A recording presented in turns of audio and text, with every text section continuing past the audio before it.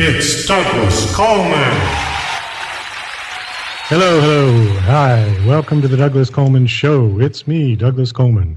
Sorry, folks, we're a bit late again. Some server problems. I'm just going to get right to everything because we got a lot to kind of cover in a short amount of time here.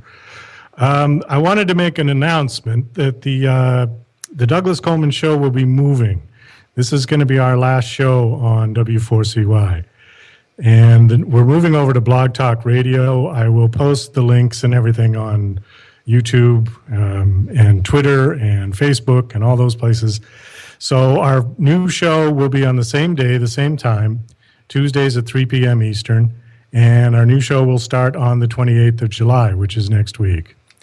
My co-host, John Morgan, is not here today. He had jury duty. So unfortunately for him, he won't be here today. So hopefully he doesn't get stuck at the courthouse for too long. The other announcement is that John Morgan is going to be leaving the Douglas Coleman Show as the co-host due to a scheduling conflict. However, he will be on the show next week on Blog Talk.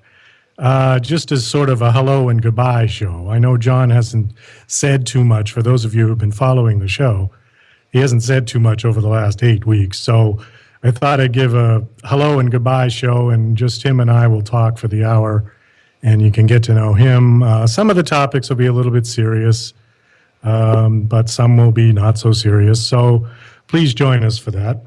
Also, stay tuned to the end of this show for another special announcement regarding the new Douglas Coleman Show. Lots of changes coming, so please stay tuned for that.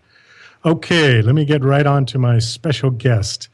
He is a solo artist, songwriter, composer, and performer, noted for his characterful vocals and swaggering live performances. Renowned as being one of the most diverse and prolific artists from around, and hailing originally from Glasgow, Scotland. He's also the front man with his bands Rattle and Bone and the Mezcal Canyon Troubadours, and works across many styles and genres, including blues, rock, soul, swamp, alternative, soundtrack, and jazz. He also, some of his achievements include nominated for Best Male Vocal in 2014 British Blues Awards, Rattle and Bone nominated for Best Band in 2014 and British Blues Awards.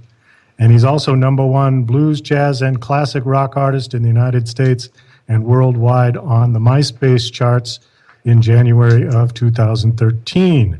Please welcome Wily Bo Walker. Hello, Bo. Hey, how's things, Douglas? How are you? Good, thanks. I got to ask you, on that list of genres, what is swamp?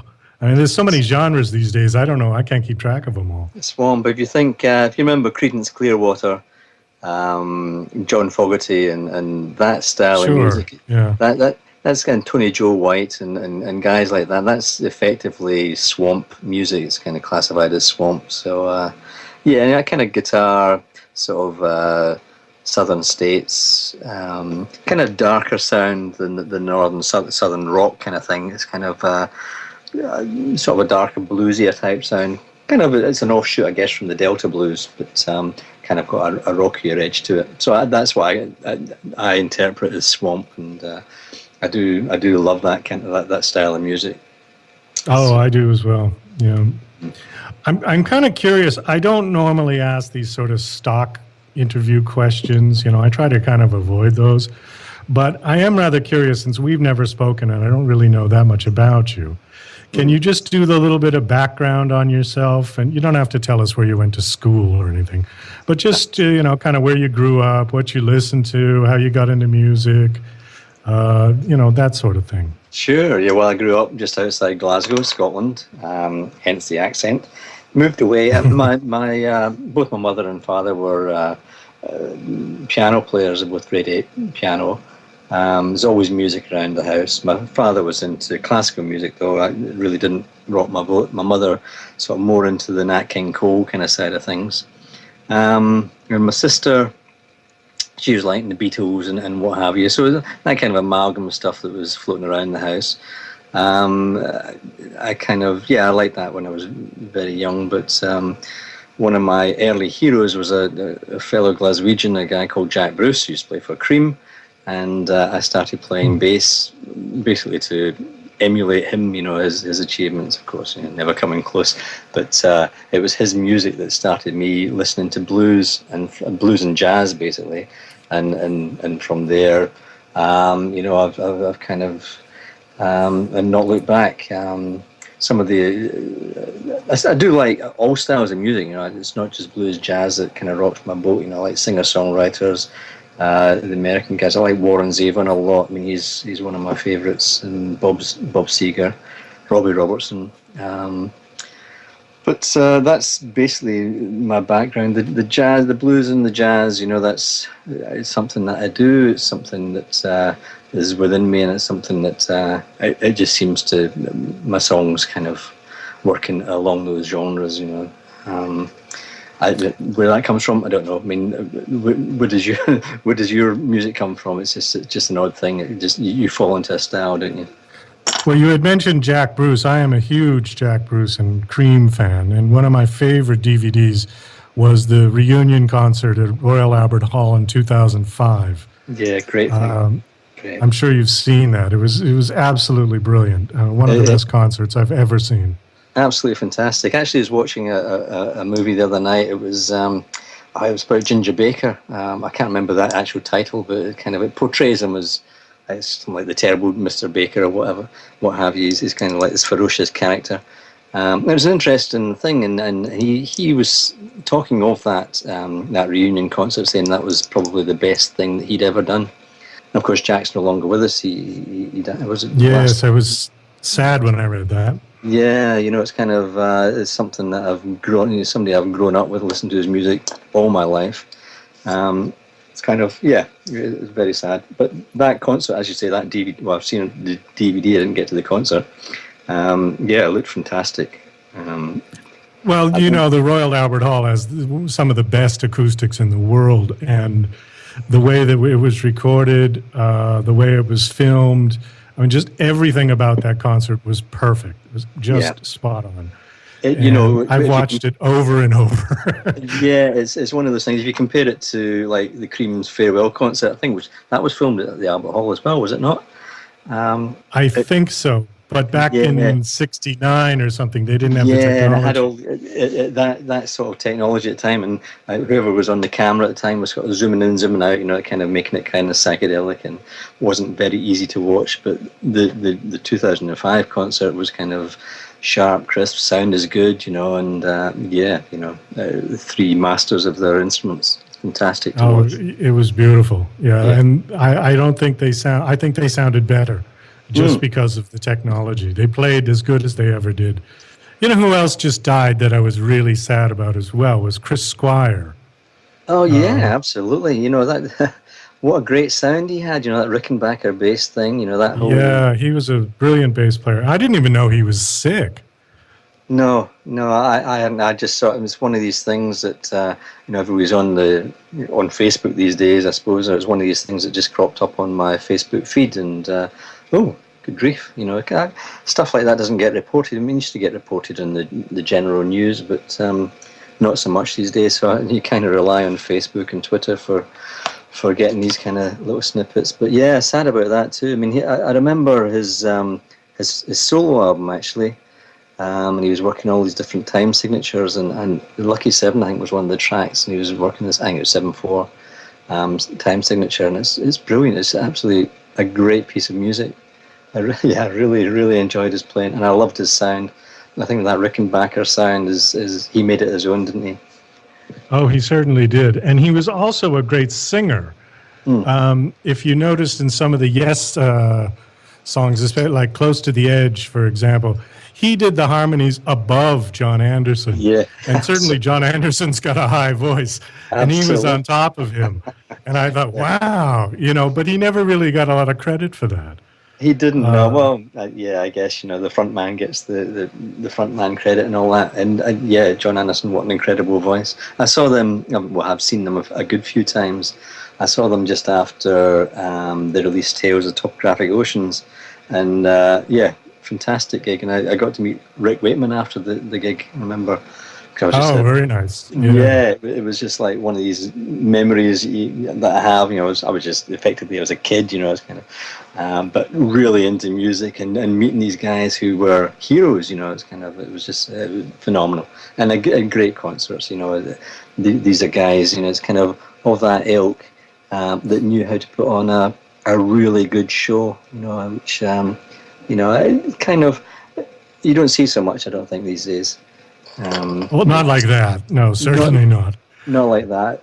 I think, I was watching, I travelled across Europe and I went to see Roger Waters play. He was doing, first of all, it was a Dark Side of the Moon tour, and then he was doing the Wall. And those gigs as well, they were just, they're huge. The amount of, as you talked about technology, the sound's phenomenal. The visuals are great. The music's fantastic. We all know the music. To put on a show like that it's otherworldly. It's what a talent. These guys have got something else, I think. Well, speaking of music, I think we better get to one of your songs since we're running a bit late. Let's see. You sent me a thing. I'd like to play Long Way to Heaven first, if you don't mind. Great, yeah. And you had mentioned that this particular track is also nominated as a finalist in the blues song category in this year's British Blues Awards, which obviously is a great honor. You must be pleased with that one. When did they announce the winners for that? It goes to a public vote in August at some point. I'm not too sure how the whole thing works, but I'll put it up on websites, and I'm sure it's all going to be across Facebook and what have you. But so I think the month of August is put down to voting for people's favourites.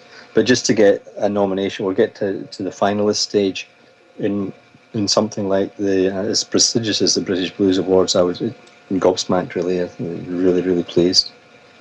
But, okay, well let's have a listen to it. Chad, Long Way to Heaven by Wily Bo Walker.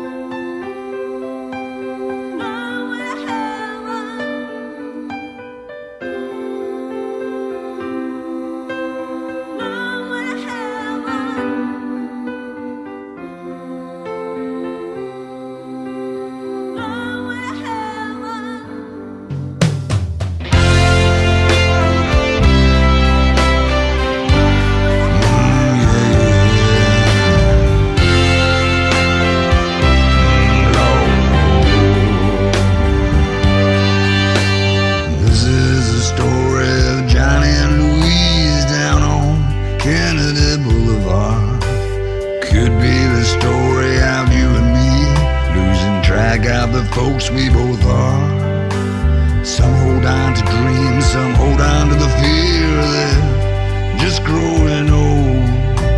Louise turns to Johnny, puts her hand into his with a smile only he knows.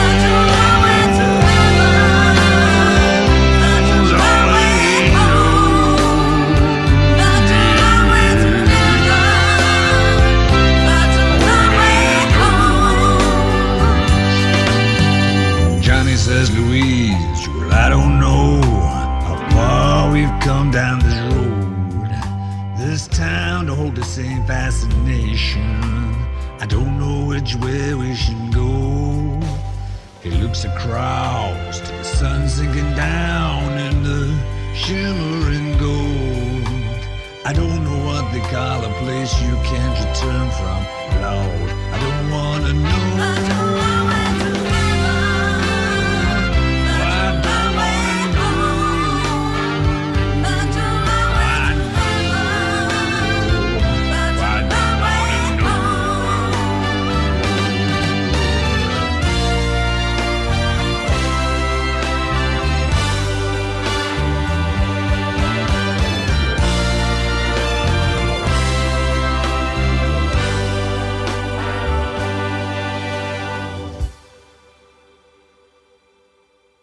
tired and alone and a long way from home. Johnny and sweet Louise pulled their hopes out of the ocean, hand in hand in a sweet summer breeze. That's a long way to heaven. That's a long way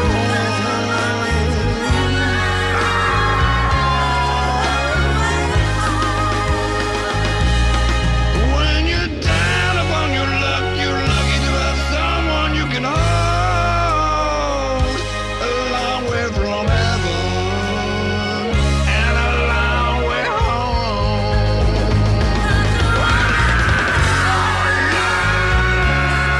When you're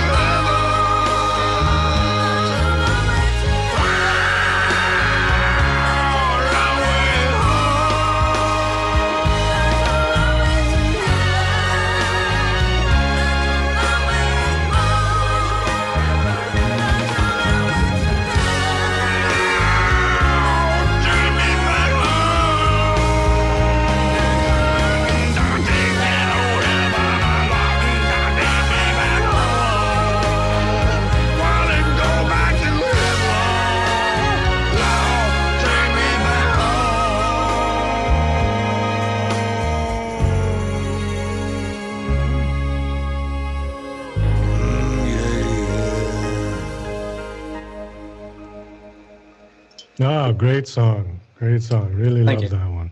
Thanks. You know what's funny, though, and I'm sure people have told you this before, but your singing and your speaking sound nothing alike. You're just like two different people. Yeah, it's kind of that. A lot of that is, it's when I'm singing, I'm kind of singing from my stomach, from my gut, really, and there's a lot of power coming through. I have to be careful with my levels in the studio. A lot of it's close mic technique and and compression and all the kind of stuff with it. But yeah, my singing voice is different. It's kind of got that mid-Atlantic kind of accent, more of a you don't pick up on the Scottishness, I think. It's different. Well, that it's funny you say that, because one of the questions that John Lennon was asked when the Beatles first came to America by the American press is, they say, why is it that when you speak like Englishmen and you sing like Americans? And he looked right at him and says, it sells better. And I thought it was such a quick, witty line, but it was funny. But a lot of the British acts, when they have come to America or have done recordings of American-style music, they don't sing with a British accent at all. I mean, they just...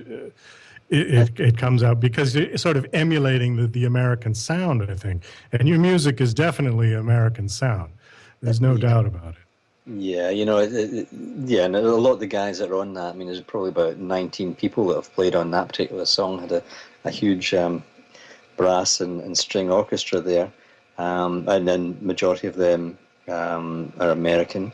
The music that, although I was talking about Jack Bruce earlier, the music that rocked my boat was a lot of the American blues guys, and you guess you try to emulate your heroes, and again that possibly what it does, it takes over your style, I guess, over the years, sort of.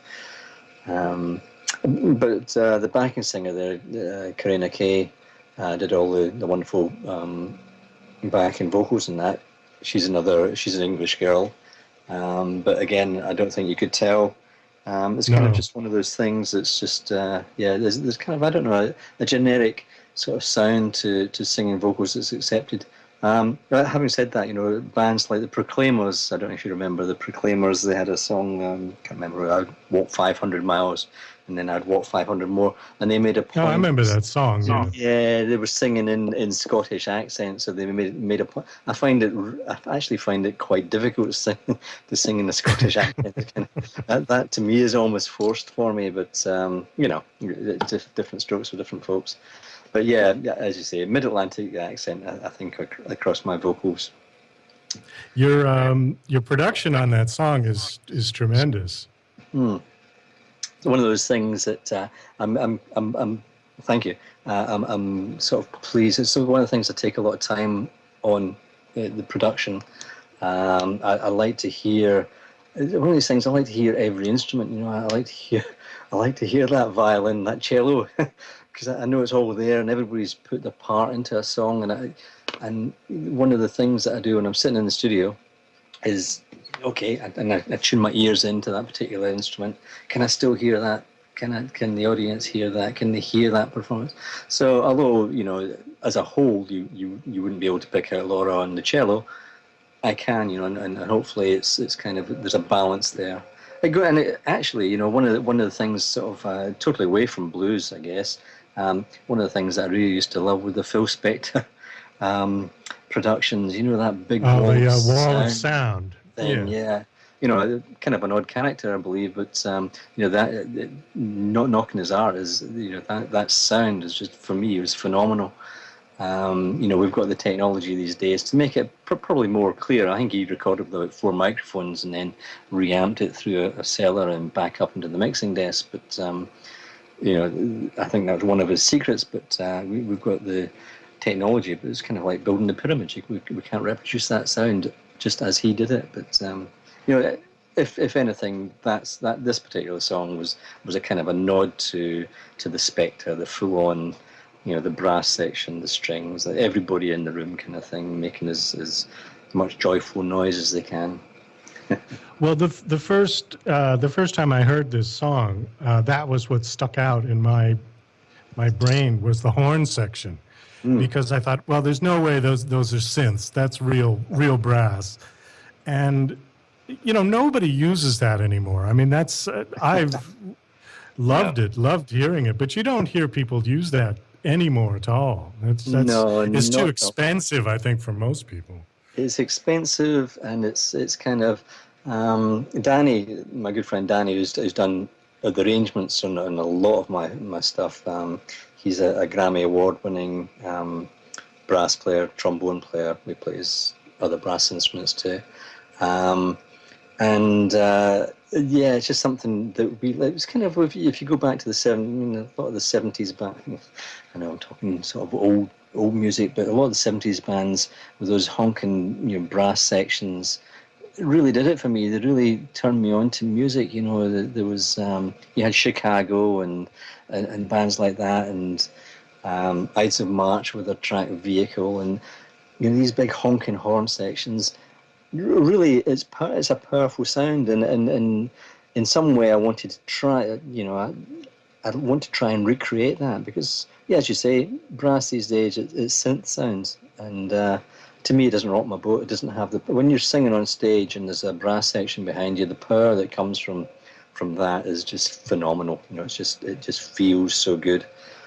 You can't reproduce that with a synth, in my opinion. But, oh no, the synth sound it's way too thin. It doesn't have that fat, beefy sound that a real horn section would have. That's right. You know, and there's a guy, Brian Setzer, who used to play with Stray Cats, but he has his...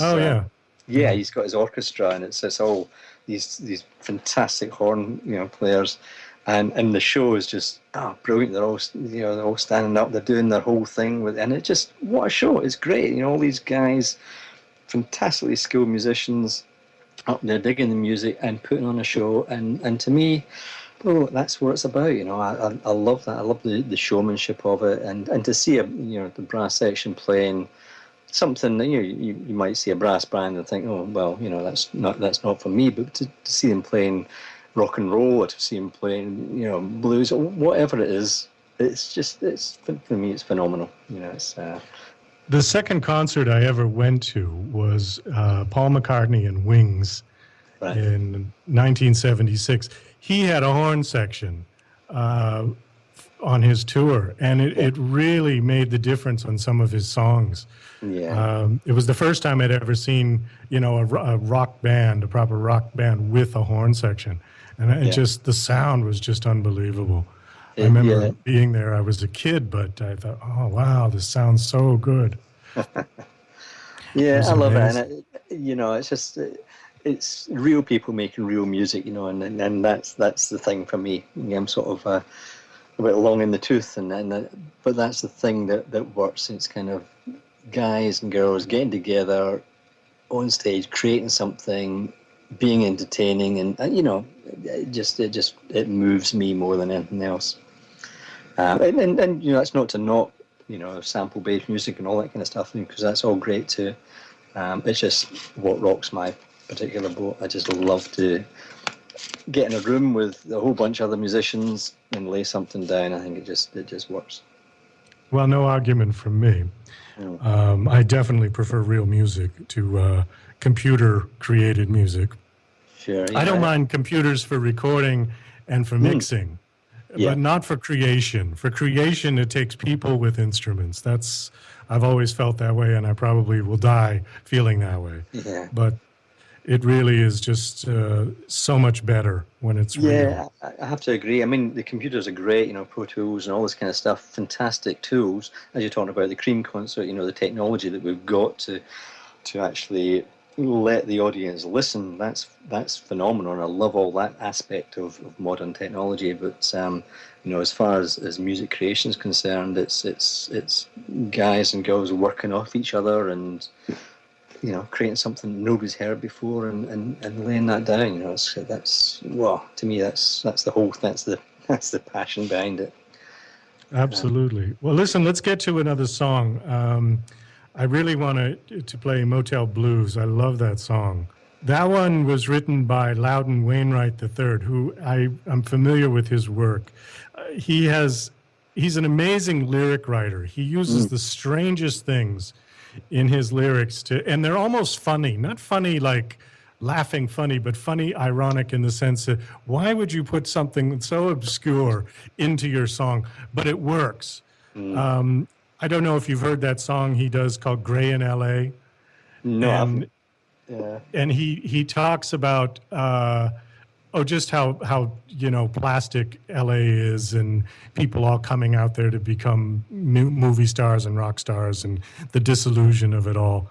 And he talks about, and he uses phrases like my carport that's made of tin, and then my whole house smells like a wet dog, and it just some crazy lyrics.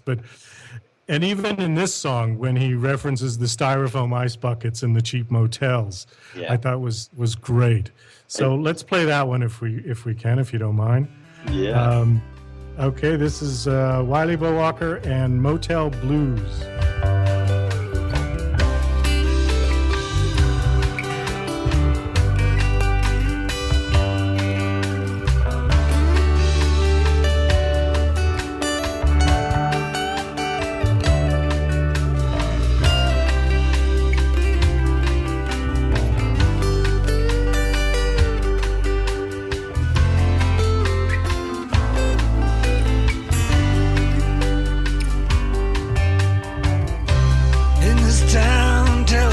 Shuts off at 2.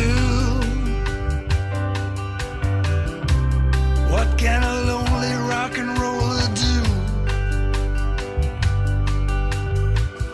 Beds are big, the sheets are clean. Your girlfriend said you were James Dean. A styrofoam ice bucket full of ice.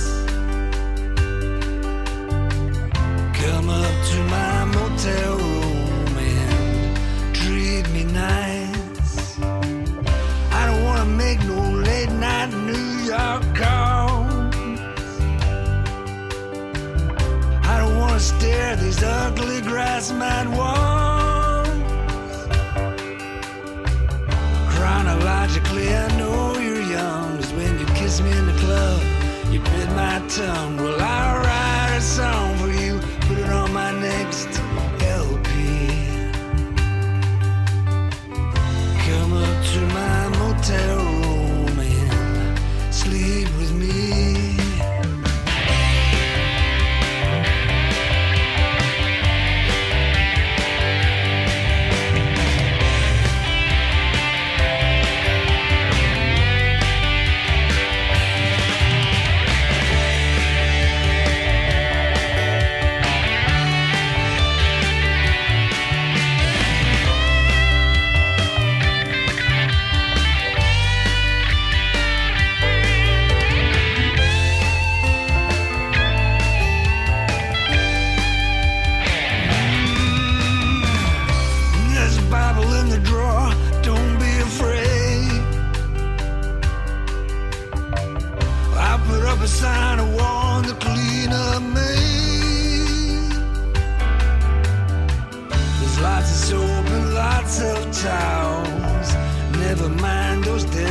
much scalps. I'll buy you breakfast and they'll think you're my wife.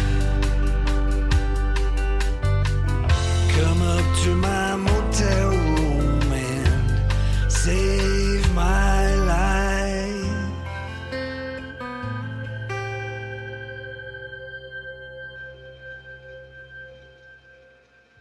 Yeah. Oh, that's a great one. He's Nice yeah, job. great.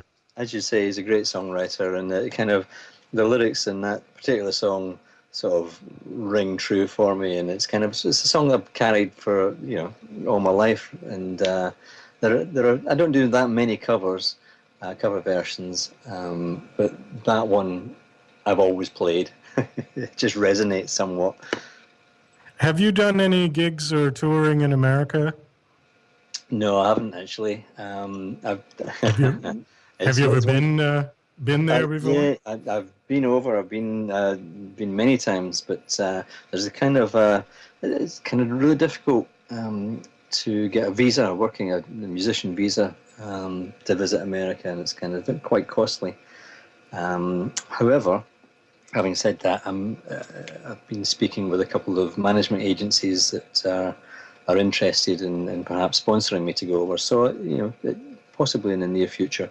But in the past 10 years or so, I think it's been, well, actually no, probably less than that. But it's been really difficult for British musicians, unknown British musicians. Effectively, I'm unknown over there. Unknown British musicians to get to get a visa to do gigs. Well, it's interesting that hasn't changed too much since the days of the Beatles and Cliff Richards, where even until they got hugely famous in the UK, the only exception was Elton John, who came over here as an unknown from Britain, basically, right, and became famous in America, and then went back to the UK. He sort of did it in reverse, but everyone else, the one that comes to mind, I was going to ask you if you knew, is Chris Rea. Oh yeah, love Chris Rea. Yeah. Well, your styles are sort of similar, not really, but I think he's got that kind of husky voice as well. Sure. I like him. I'm a big fan of his. In fact, my producer was his producer. Produced 3 of his albums. Wow. I think 3 or 4. Blue Street, 5 Guitars, Espresso Logic, and Tennis.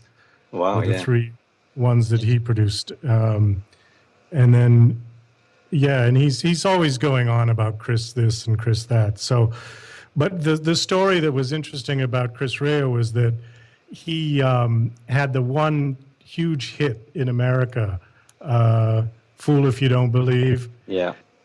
And apparently he hated that song so much that he just, because it was too commercial, it was too establishment, whatever, and he refused to sing it.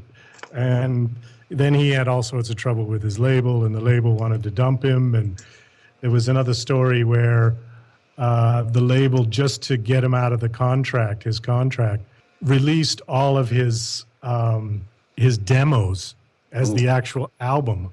Ooh. As a just kind of, okay, let's just get rid of him.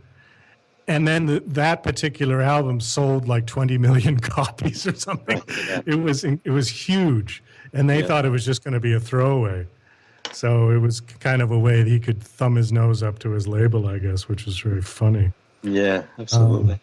Where are you playing now? Or are you playing?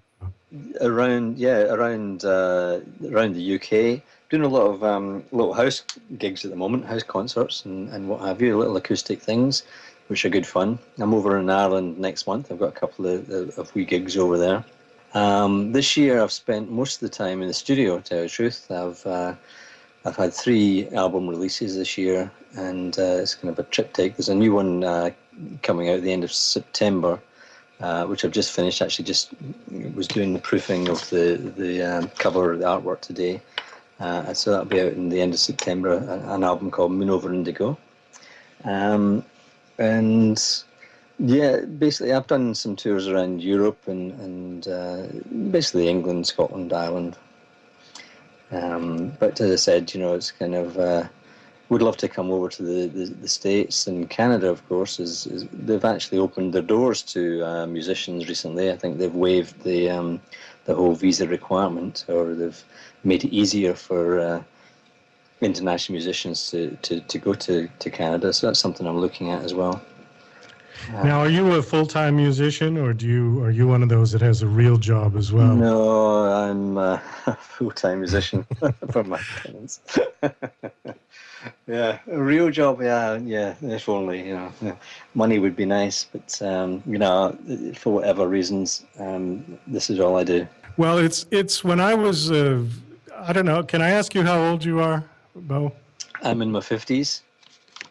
Oh, well, okay, so am I. Can we narrow it down? I'm 50. 53. Oh, I'm 58. Oh, all right. A few more years, but Yeah. I can remember when I was about 18 or 19, I was in New York City trying to be, the next Elton John and playing in little clubs. And every time you met a musician, you always sort of got the same line. He says, hi, I'm singer, songwriter, guitar player, waiter. And it was always that line, they always had a waiter job or something. Well, yeah, we've done all these jobs and what have you, and I have worked, of course, through my life. You have to pay the bills, but I made a decision, probably about 10 years ago now, that for me, life's too short, and what I want to do is just do my music, and that's what I have been doing. So, well, yeah, thank God for that. I did the real job for 20 years and basically put the music on hold, and now have sort of come back to it. But some days I just feel lousy and think, I was too late. You got to just do it anyways, yeah, whatever absolutely. happens.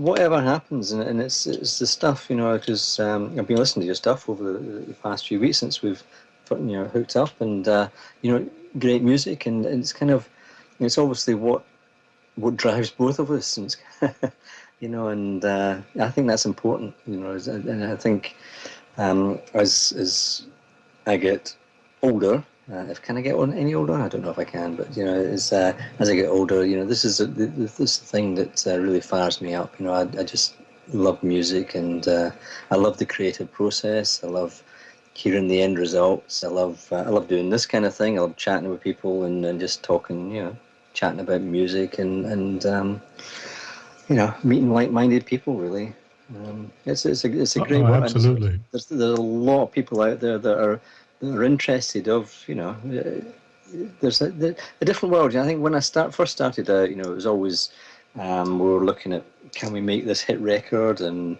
you're writing specifically for a specific type of thing, and that's just a lottery, and it's kind of one of these things that you're going to be either very successful, or not. You might fail, and fortunately for me, or maybe I'm just too daft. I've never that poppy success didn't really so much as the stuff that I was talking about. It's kind of that. Getting in a studio with a bunch of people, see what we can create, what's new, what can we fire up, what can we create, and whether that's a commercial success or not, it's successful in my eyes, because at the end of the day, the productions that I sit and work at, and the ones that I release are the ones that, well, I'm proud of that. I can go to my grave and think, yeah, that was okay. I did something that I'm quite pleased about.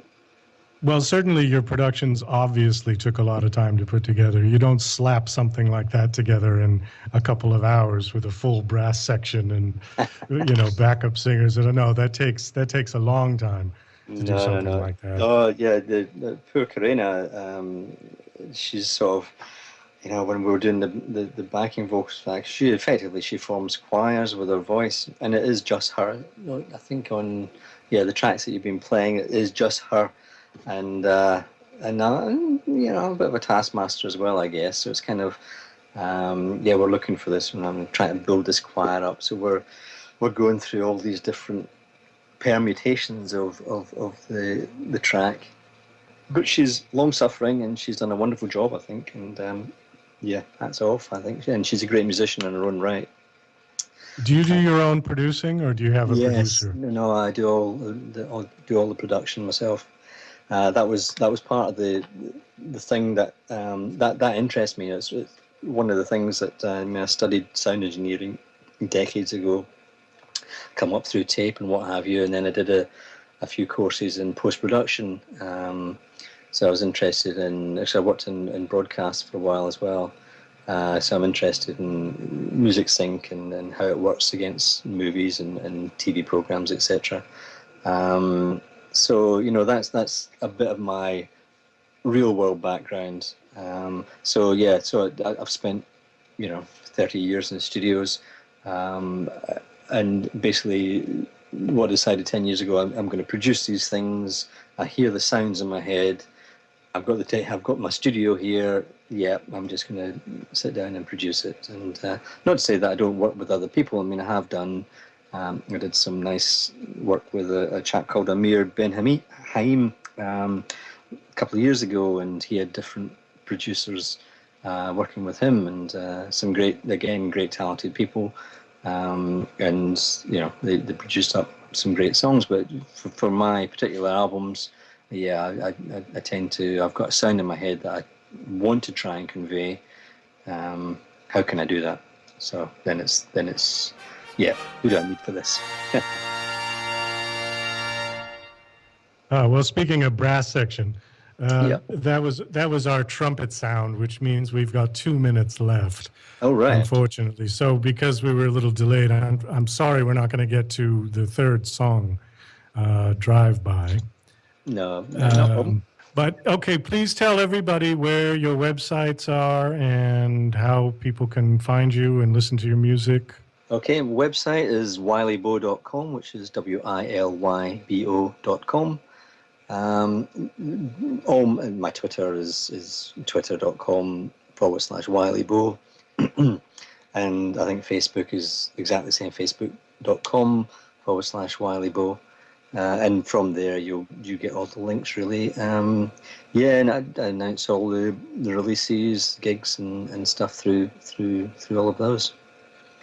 Okay, well, Bo, I tell you what, it was a real pleasure talking with you, and I would love to have you come back on my show maybe after you finish your album. Yeah, I'd love to, Douglas. Yeah, great Okay. chatting with you actually, because I think we both like similar kinds of music, and good to chat. Definitely. Like I said, I don't know if you heard the opening announcements, but we're going to be moving, so I'd like to have you on the new home. That'd be great. I've got to Douglas. make one big announcement here, and then we'll say goodnight. Okay, this is the big announcement that I told everybody I was going to say at the end of the show for more changes to the Douglas Coleman Show. The big announcement is this. Lady Lake's Cindy Diadamo will be joining the Douglas Coleman Show as a regular member of the show. Cindy will be on beginning on the 4th of August.